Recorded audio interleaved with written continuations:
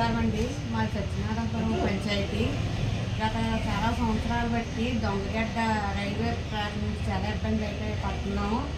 చిన్నపిల్లలు స్కూల్ నుంచి వెళ్ళి వచ్చేటప్పుడు కానీ గర్భిణీ స్త్రీలు కానీ మరి బ్రాండెక్స్ మహిళలు వెళ్ళి రావడానికి కానీ బస్సు వెళ్ళి వచ్చి వెహికల్ లేదనేసి మరి అటు సైడ్ వెనక సత్యనారాయణపురం మూలపేట సూర్యనారాయణ కాలనీ దేవి కాలనీ చాలా గ్రామాలు అయితే ఉన్నాయి.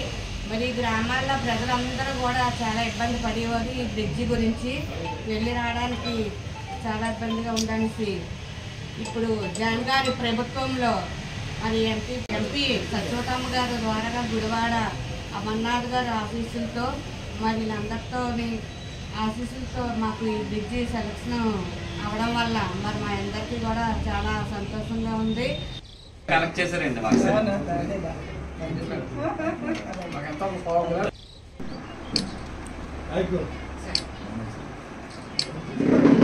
ప్రజాప్రతినిధులకు లెటర్స్ ఇచ్చేవాళ్ళు, ప్రజాప్రతినిధులు తీసుకుని వెళ్ళి చూపించేవాళ్ళు.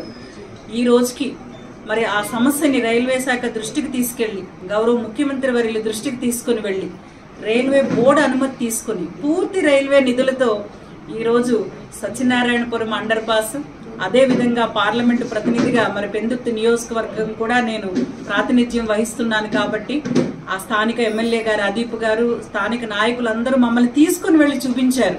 మేడం గారు ఇది పరిస్థితి, గేట్ క్లోజ్ చేశారు, ఆర్ఓబి ఫంక్షనింగ్ ఉన్నా సరే ఊర్లో వెనక్కి వెళ్ళి మళ్ళీ అడుక్కి రావాల్సి వస్తుంది. చాలా మంది తెలిసి తెలియక లెవెల్ క్రాసింగ్ అంతా రిస్కీగా వాళ్ళంతా కూడా మరి క్రాస్ చేస్తున్నారని చెప్పటం. సో ఈ విషయాన్ని రైల్వే శాఖ దృష్టికి తీసుకుని వెళ్ళి మొట్టమొదటి సక్సెస్ ఏంటంటే అసలు ముందు పర్మిషన్స్ తీసుకురావడం. రెండిటికి కూడా గతంలో అనుమతులే లేవు. అసలు ఆర్యూబి మనం డబ్బులు ఇచ్చి కట్టుకుంటానన్నా కూడా అది పర్మిషన్. సో మనం దాని అనుమతులు తీసుకురావడంలో మరి సక్సెస్ అయ్యాము గౌరవ ముఖ్యమంత్రి గారి ఆశీస్సులతో.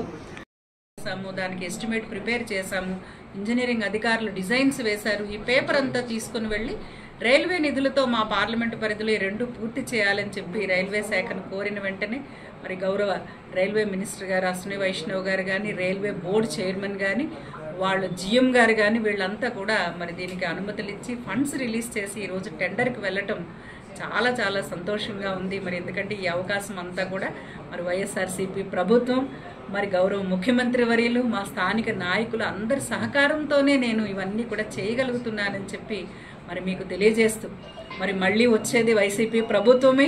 ఇలాంటి ఎన్నో సంక్షేమ కార్యక్రమాలు, అభివృద్ధి కార్యక్రమాలు ప్రజల కోసం చేస్తామని చెప్పి మీ ద్వారా తెలియజేస్తూ గౌరవ ముఖ్యమంత్రి గారి ఆశీస్సులతో, ఎందుకంటే ఆయన ఎంతో ఫ్రీడమ్ ఇచ్చారు మాకు పార్లమెంటులో మా స్థానిక సమస్యలు ప్రస్తావించడానికి కానీ, అభివృద్ధి కోసం మినిస్టర్స్ని కలిసి లేఖలు ఇవ్వడానికి కానీ మా పార్లమెంటు ప్రతినిధులు, మా ఫ్లోర్ లీడర్ మిథున్ రెడ్డి గారు, ఉభయ సభల అధికార ప్రతినిధి విజయసాయి రెడ్డి గారు అందరూ కూడా ఇవాళ ఇన్ని నేను చేయగలిగానంటే మా అందరి కోఆర్డినేషన్, మాకు గౌరవ ముఖ్యమంత్రి గారు ఇచ్చినటువంటి స్వేచ్ఛ పార్లమెంటులో. సో ఈరోజు మరి వైసీపీ ప్రభుత్వమే ఇవన్నీ మరి బొజ్జన్నకొండ మరి సెంట్రల్ నిధుల నుంచి తేగలిగానంటే క్యాన్సిల్డ్ కాంపోనెంట్స్ గతంలో చాలా మంది మొదలు పెట్టారు, హడావుడి చేశారు, వచ్చేసిందన్నారు. కానీ అసలు కనీసం క్యాన్సిల్ అయిపోయిందన్న మాటను కూడా ప్రజలకు తెలియకుండా తప్పుదావ పట్టించిన విషయం మీ అందరికీ కూడా తెలుసు.